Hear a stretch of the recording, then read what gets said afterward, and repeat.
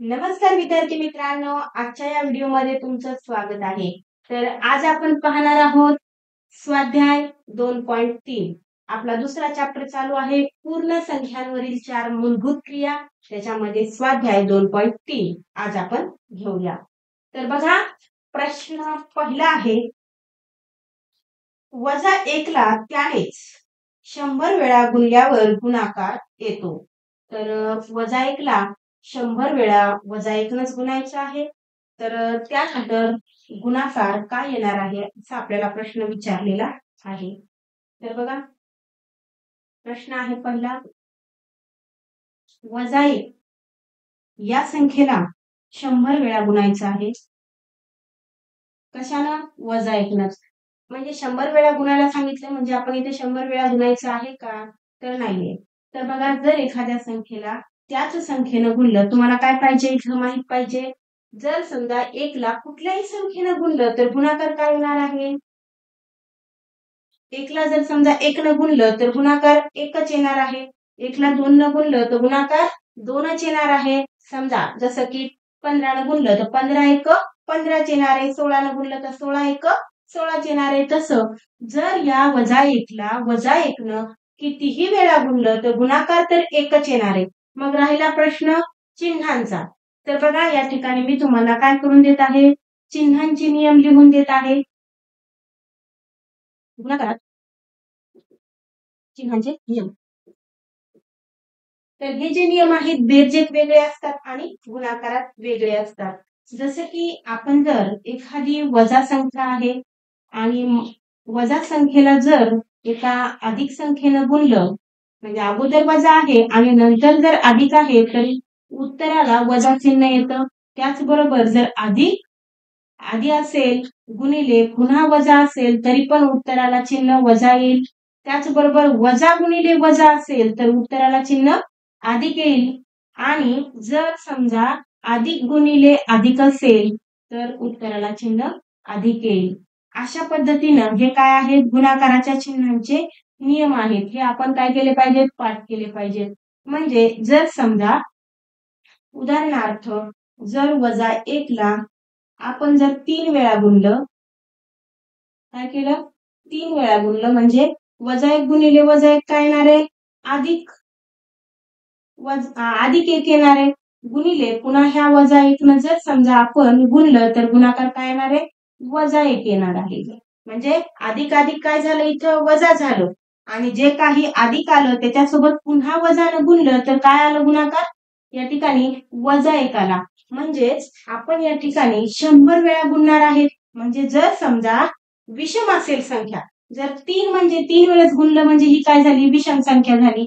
त्याचबरोबर जर आपण 4 वेळेस गुणला असतं, जर इथं गुणून दाखवते मी तुम्हाला, बघा, जर आपण त्याला 4 वेळेस जर गुणलं असतं तर आपला गुणाकार काय आला असता, हे वजा वजा काय झाले असते, अधिक, पुन्हा ह्या वजा वजाचं काय झालं असतं, अधिक, आणि हे 1 गुणिले 1 काय आलं असतं, 1 उत्तर आलं असतं.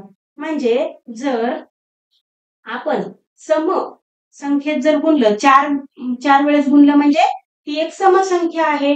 जर 5 वेळेस गुणलं तर आणखी आपला जो गुणाकार येणार आहे तो काय येणार आहे, -1 येणार आहे. म्हणजेच या ठिकाणी आपल्याला किती वेळेस गुणायचं आहे, -1 ला -1 ने तर 100 वेळेस गुणायचं आहे. तर 100 ही संख्या काय आहे, समसंख्या आहे. त्यामुळं आपलं उत्तर काय येतं, तर आपलं उत्तर काय येणार आहे, मग 1 येणार आहे. जर 1 ला कितीही वेळेस गुणलं तर गुणाकार 1च येणार आहे. आणि 100 वेळेस म्हणजे ती 100 ही संख्या काय आहे, सम आहे. त्याच्यामुळं आपलं उत्तर या ठिकाणी 1 असेल. तर बघा, ऑप्शन मध्ये पहा, तर ए हे काय आहे आपलं योग्य ऑप्शन आहे. 100 वेळेस गुणा म्हणलं म्हणून आपण तिथे काय 100 वेळेस गुणत बसायचं नाहीये. फक्त जर त्यांना किती वेळेस म्हणलंय, ती संख्या सम आहे की विषम आहे यावरून त्याचं चिन्ह आपण निश्चित करायचं. जर त्यांना म्हणले असते की 99 वेळेस -1 न -1 ला गुणा, तर 99 ही संख्या काय आहे, विषम आहे. त्यामुळं आपलं जे साइन आहे किंवा चिन्ह आहे ते काय आलं असतं, वजा आलं असतं. आणि त्याचबरोबर गुणाकाराचे जे काही चिन्हांचे, गुणाकार करताना चिन्हांचे जे नियम आहेत ते अशा पद्धतीने आहेत. ते तुम्ही पाठ करून घ्या. बेरजेचे वेगळे आहेत ते पण आपण पुढे घेऊया.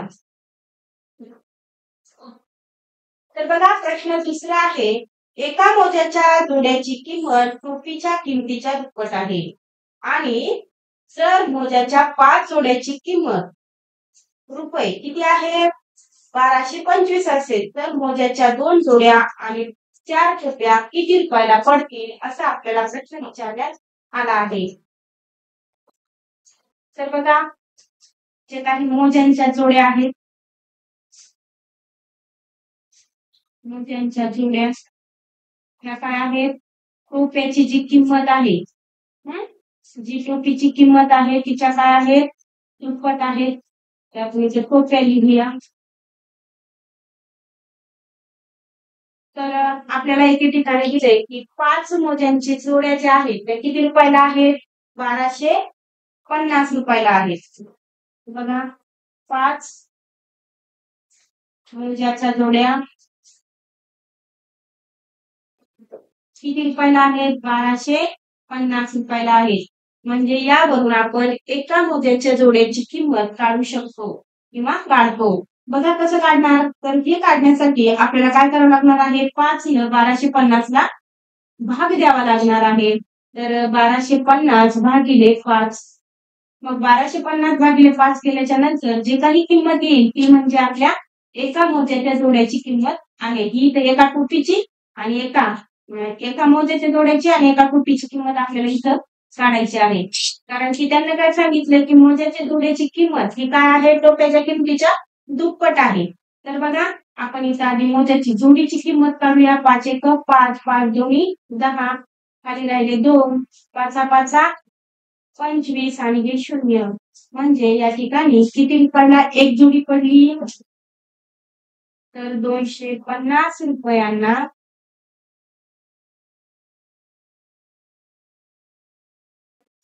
एक मोत्याची जोडी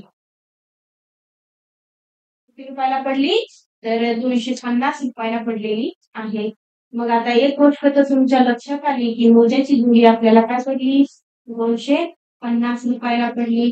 आणि हे काय आहे टोप्या ज्या आहेत म्हणजे मोत्याच्या जोड्या ज्या आहेत त्या टोप्याच्या काय आहेत दुप्पट आहेत. म्हणजे आपण याला काय करता या ठिकाणी आपण याला भागून घेऊया.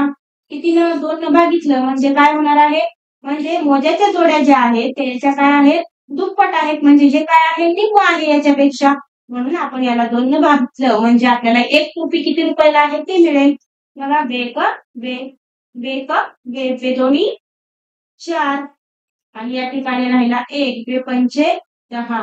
म्हणजे तुम्हाला एक गोष्ट लक्षात आली का की टोप्यांची जी किंमत आहे ती आपल्याला किती मिळाली 125 रुपये. यांची किंमत मिळाली 150 रुपयाला एक टोपी आणि मोत्यांची किंमत किती मिळाली आहे तर 250 रुपयाला एक मोत्याची जोडी. अशा पद्धतीने आपल्याला आता एका वस्तूची किंमत मिळाल्याच्या नंतर आपल्याला काय विचारले प्रश्नामध्ये बघा, तर 2 मोत्यांच्या जोड्या आणि 4 टोप्यांची किंमत आपल्याला काढायची आहे. 2 मोत्यांच्या जोड्या आणि 4 टोप्यांची किंमत. आलं लक्षात. मग आपण काय करूया बघा 2 मोत्यांची जोड्याची किंमत काढायची म्हणजे आपल्याला एक मोत्याची जोडी जर 250 रुपयाला पडत आहे तर 2 ची काढायची म्हणल्यावर आपण त्याला 2 ने दिला. आलं लक्षात. त्याचबरोबर एका टोपीची किंमत ही जर 125 रुपये असेल तर आपल्याला 4 टोप्यांची किंमत विचारली म्हणजे आपण त्याला काय करणार 4 ने गुणणार. बघा आता गुणाकार करूया. आता या ठिकाणी 25 दोन्ही 50 आणि हे शून्याला हे 0 किंवा बघा 2 गुणिले 0 म्हणजेच 0. त्याचबरोबर 5 दोन्ही 10, 10 ला 0, हातचा आला 1 आणि ते दोन्ही 4 आणि हातचा आलेला आहे 5. आले लक्षात. असं जर समजलं नसेल तर इकडे लक्ष द्या. 250 गुणिले 2 या 0ला गुणलं तर 0 आलं, 5 दोन्ही 10, 10 ला 1, हातचा आला 1, इथे 0, इथे दोन्ही 4 आणि 5 म्हणजे या ठिकाणी 500 आलेला आहे. त्यानंतर 125 ला 4 न गुणायचं आहे. आपण इथं बाजूला गुणूया. 125 गुणिले 4. तर सरळ सरळ तुमच्या लक्षात येईल 125 ची चौपट ही काय आहे 500 आहे. तरी आपण इथं गुणूया बघा. 4 पंचे 20, 20 ला 0, हातचे आले 2, 4, 4 गुणिले 2, 4 दोन्ही 8, 8 आणि 2, 10, 10 ला 0, हातचा आला 1, 4 एक 4 आणि हातचा आलेला आहे 5. म्हणजे याचं पण उत्तर काय आलेलं आहे 500 आलेलं आहे.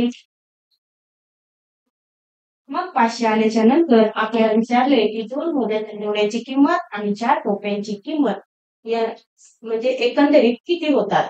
तर आता तर इथं तुम्हाला बेरीज करायची आहे बघा. 0, 0 आणि 5 आणि 5 10. म्हणजे आपलं उत्तर या ठिकाणी 1000 आलेलं आहे. ऑप्शन मध्ये पहा. तर ऑप्शन बी हे आपलं योग्य उत्तर आहे. ऑप्शन बी.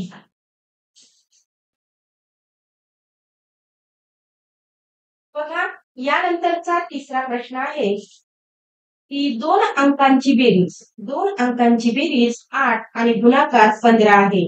तर त्यांच्या उभय पक्षांची रेसिप्रोकल बेरीज असेल. रेसिप्रोकल म्हणजे काय. तर आपण गुणाकार व्यस्त म्हणता की नाही त्या पद्धतीनं किंवा 1/2 च्या फॉर्म मध्ये असं म्हटलं तरी चालेल. तर बघा 2 अंकांचा गुणाकार सॉरी 2 अंकांची बेरीज ही किती आली पाहिजे 8 आली पाहिजे. तर कोणते असे 2 अंक घ्यावेत की त्यांची बेरीज किती आली पाहिजे 8 आली पाहिजे. आणि कोणते असे 2 अंक घ्यावेत की त्यांचा गुणाकार हा किती आला पाहिजे 15 आला पाहिजे. म्हणजे तेच अंक असले पाहिजे. बेरीज केली तर त्यांची 8 यावी आणि गुणाकार केला तर 15 यावा. तर बघा आपण आता बेरीज करत असताना अशा आता कोणत्या कोणत्या संख्येच्या बेरीज ही 8 येऊ शकते बघा. जर तुम्ही 7 आणि 1 8 होतात बरोबर आहे की नाही. परंतु 7चा आणि 1चा गुणाकार केला तर गुणाकार किती येणार आहे 1 येणार आहे. त्याच्यामुळे ही संख्या होणार नाही. त्यानंतर आपण इथे मांडून ठेवूया. 7 आणि 1 किती होतात 8 होतात. त्याचबरोबर जर आपण इकडची एक संख्या 6 आणि 2 किती होतात 8 होतात.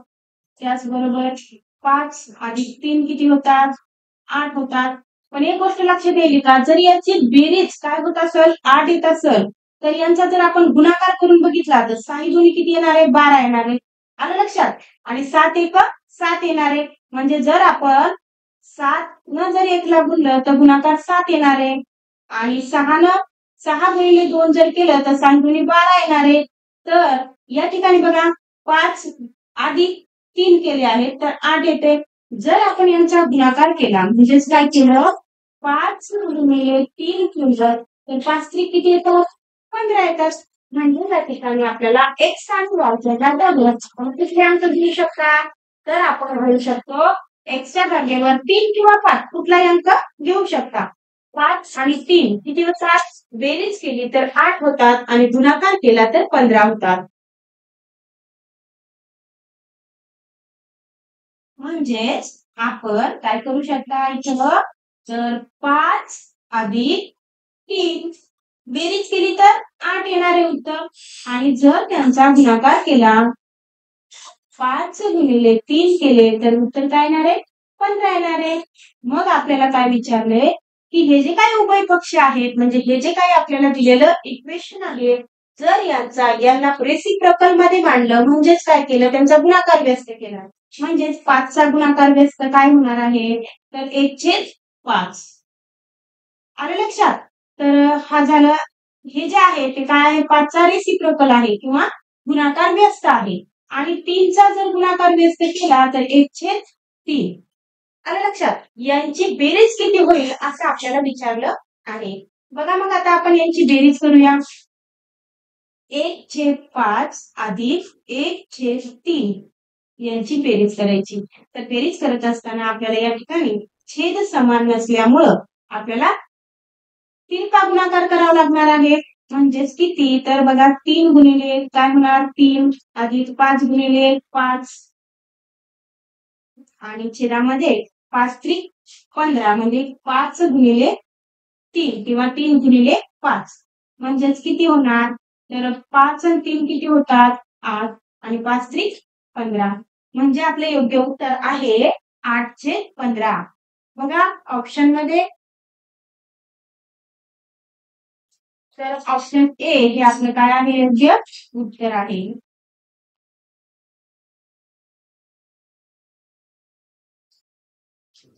तर यानंतरचं 5वं गणित आहे सॉरी यानंतरचं 4थं गणित आहे एका परीक्षेत रमेशला गुरुदास पेक्षा 15 गुण जास्त मिळाले तर लीलाला त्याच परीक्षेत गुरुदास पेक्षा 7 गुण कमी मिळाले जर तिघांना मिळून 83 गुण मिळाले असतील तर गुरुदासला मिळालेल्या गुण शोधून काढा किंवा गुरुदासला किती गुण मिळाले हे आपल्याला विचारलेलं आहे बघा या ठिकाणी कोण कोण आहे तर गुरुदास रमेश आणि लीला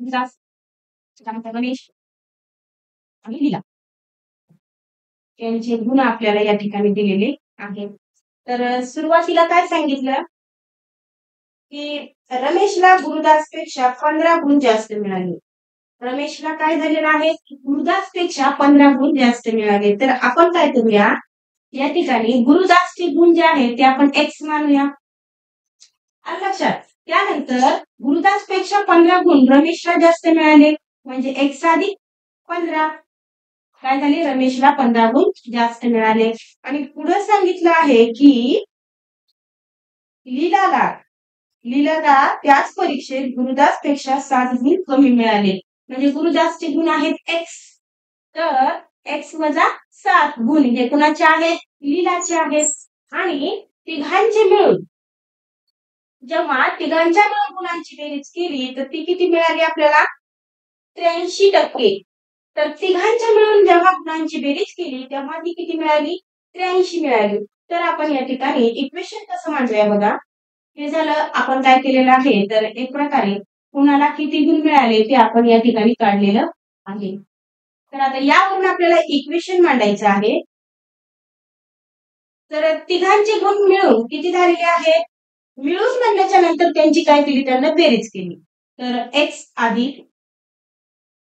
अधिक 15 अधिक एक्स वजा 7 आणि तिघांच्या मिळून गुणांची जेव्हा बेरीज केली तेव्हा त्यांना ती किती मिळाली 83 मिळाली म्हणजेच या ठिकाणी त्यांना बेरीज केलेली आता आपण काय करू बघा या ठिकाणी सहगुणक एका बाजूला काढूया आणि चल जे काही आहे ते एका बाजूला काढूया म्हणजे ज्या काही अक्षर वापरलेलं असतं त्याला काय म्हणतात चल म्हणतात आणि हे 15 7 म्हणजे काय आहेत सहगुणक आहे तर बघा 1 2 3 किती आहे तिथे एक्स 3 एक्स आहेत म्हणून आपण इथं काय करूया 3 एक्स घेऊया अधिक 15 वजा 7 बरोबर 83 मग 15 मधून 7 गेले खाली किती राहिले 3 एक्स ला 3 एक्स 15 मधून 7 गेले खाली राहिले 8 आता इथं आपल्याला वजा चिन्ह द्यायचं नाहीये तर बेरजेमध्ये कसं असतं बघा मी तुम्हाला इथं बेरजेचे नियम लिहून देते बेरजेमध्ये कसं असतं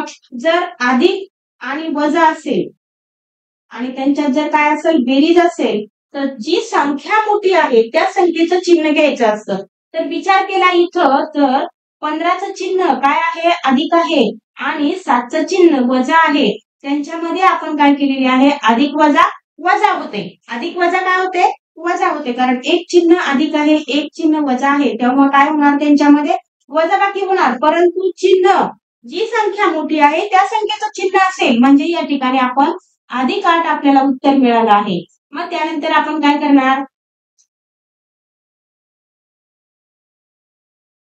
83 ला 83 इकडे जशाच तसे आहेत मग हे जे इकडं अधिक 8 आहे ते तिकडे जाऊन वजा होतील म्हणजे 3x बरोबर 83 वजा 8 मग 83 मधून जेव्हा 8 जातात तेव्हा खाली किती राहतात तर वजाबाकी करून पहा तोपर्यंत तुम्ही बघा 83 मधून 8 गेल्याच्या नंतर खाली 75 राहतात मग हे जे इकडे 3 काय आहेत गुणिले आहेत तिकडे जातील भागिले मध्ये एक्स बरोबर 75 भागिले 3 म्हणजेच या ठिकाणी काटाकाटी करा 3 1 3 3 दोन्ही 6 खाली राहिला 1 3 5 15 म्हणजे x बरोबर किती आलं तर 25.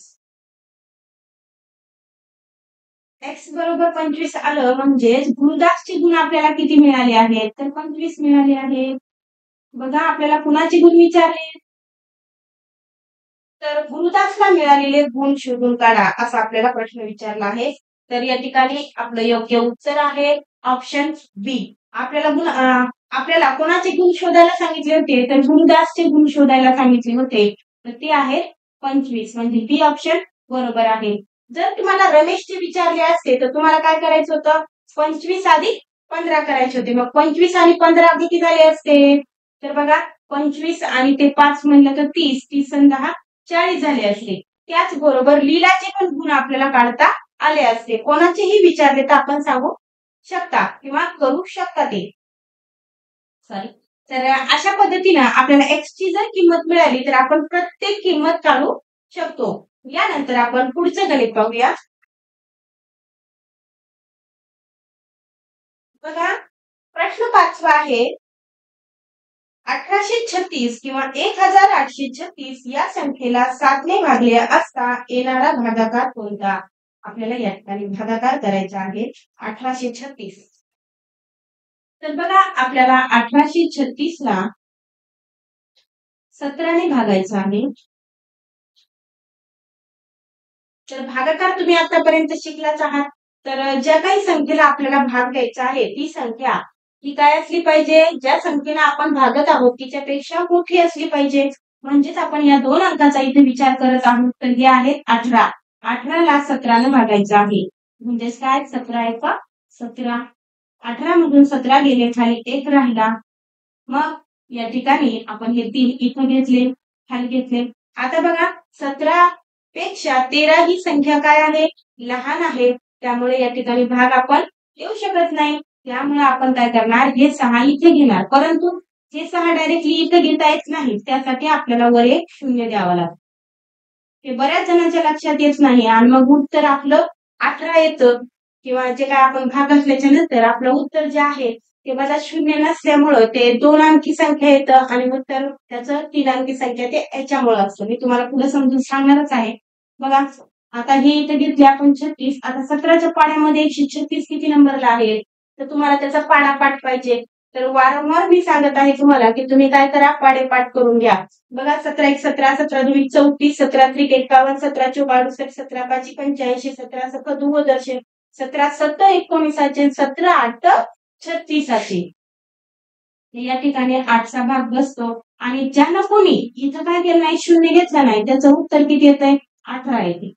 पर्याय ते 18 आहे पण परंतु तरी सुद्धा तुमचं उत्तर काय होणार आहे चुकणार आहे.